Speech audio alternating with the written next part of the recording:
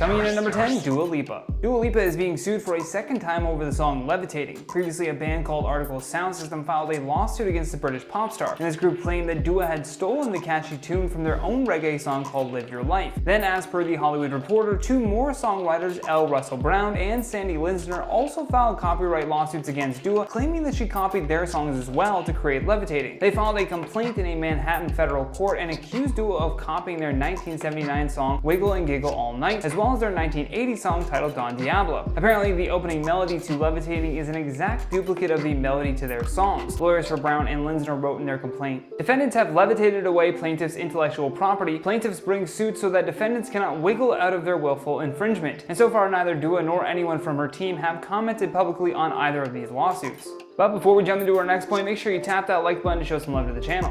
Coming in at number 9, Simon Leviev. Netflix's Tinder swindler Simon Leviev was being sued by the Diamond Air family that he was impersonating. According to a lawyer for the family, charges were filed in Israel against Simon, saying that justice must be served for the malice that he brought to the Leviev name. If you watch the documentary, then you'll note that Simon was accused already of pretending to be a member of the Leviev family, in order to attract women on Tinder, that is. Then he would allegedly scam these women out of hundreds of thousands of dollars. In a statement made to E! News, check out Leviev, who is the daughter of Lev Leviev and true heiress to the family fortune, said that there would be a multi-million-dollar lawsuit in the works. This lawsuit aims to get Shimon Hayat to face justice and get the sentence he deserves. In the statement, she goes on to say, "Shimon Hayat is a fraud who stole our family's identity and has tried to exploit our good name to con victims out of millions of dollars. He has no relation to the Leviev family and has no affiliation with our company LLD Diamonds. I am relieved that his real identity and actions have been globally exposed, and hopefully this will bring an end to his unscrupulous actions." Coming in at number 8, the Ace family. The Ace family on YouTube have been trying to fight off rumors of bankruptcy for a while now, and it's probably because of how much they're being sued for. Austin, for example, was sued by the media company Live by Live, and a lawyer for them told the press that Austin's boxing event was built on a stack of lies, and as a result they were seeking $100 million in their lawsuit for failure to fulfill contracts. Then Catherine was being sued by TBL Cosmetics, which is a manufacturing company that helped her launch her brand 1212 Gateway. This one is a civil complaint, but the suit alleged that she tried to stage a coup of the skincare brand to stop TBL from profiting off of 1212 Gateway. Now, is Live by Live going to get $100 million out of Austin McBroom?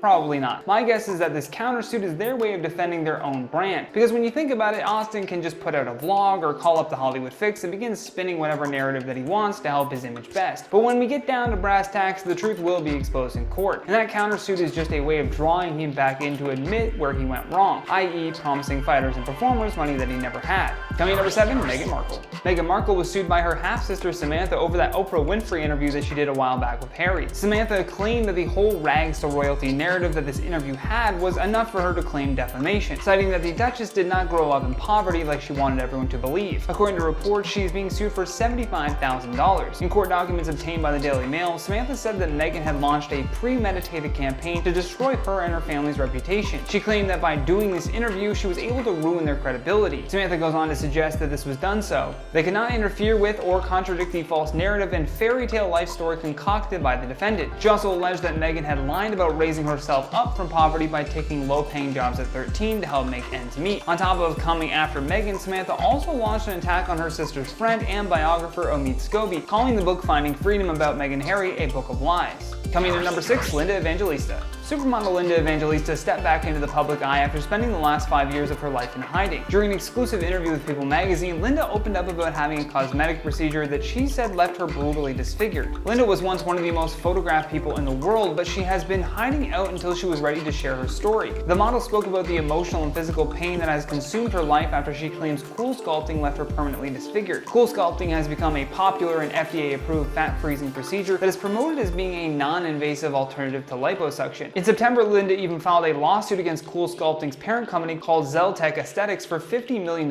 in damages. She alleged that she has not been able to work after undergoing 7 sessions of Cool Sculpting in a dermatologist's office from August 2015 to February 2016. She also told People magazine, "I love being up on the catwalks. Now I dread running into someone I know. I can't live like this anymore in hiding and shame. I just couldn't live in this pain any longer. I'm willing to finally speak." Coming in at number 5, Usher. Usher is a successful American R&B pop star who first began making music at the age of 2015. Now at 43 years old, he has quite the illustrious career, and whether you're a fan of his or not, you definitely will recognize his influence. I mean, he was the main reason Justin Bieber even rose to fame in the first place. Although sadly in 2017 he became famous for a much different reason. Usher had a lawsuit filed against him by 3 fans who claimed that the singer gave them all herpes. Although he never made a public statement about any of this in regards to the lawsuit, he is known by some for being accused of this before. Previously in 2012, an unnamed plaintiff sued Usher for a similar matter, for which he settled out of court for an amount of $1.2 million. And if that doesn't scream guilt, I don't know what else does. Coming number 4, Britney Spears. Britney Spears recently deleted an Instagram post where she said that she would be gearing up for a legal battle with her former business managers at TriStar Entertainment. And if you remember, this company was very involved when it came to Britney's conservatorship. However, in addition to that, Britney also accused Lou Taylor and Robin Greenhill of trying to end her life. In the last part of her deleted Instagram post though, she writes, "Nobody else would have lived through what they did to me. I lived through all of it and I remember all of it. P.S. They got away with all of it and I'm here to warn them every day of my precious life." And after Britney alleged that Lou Taylor and TriStar had major involvement in putting her in this conservatorship, the company denied this and told the courts that, quote,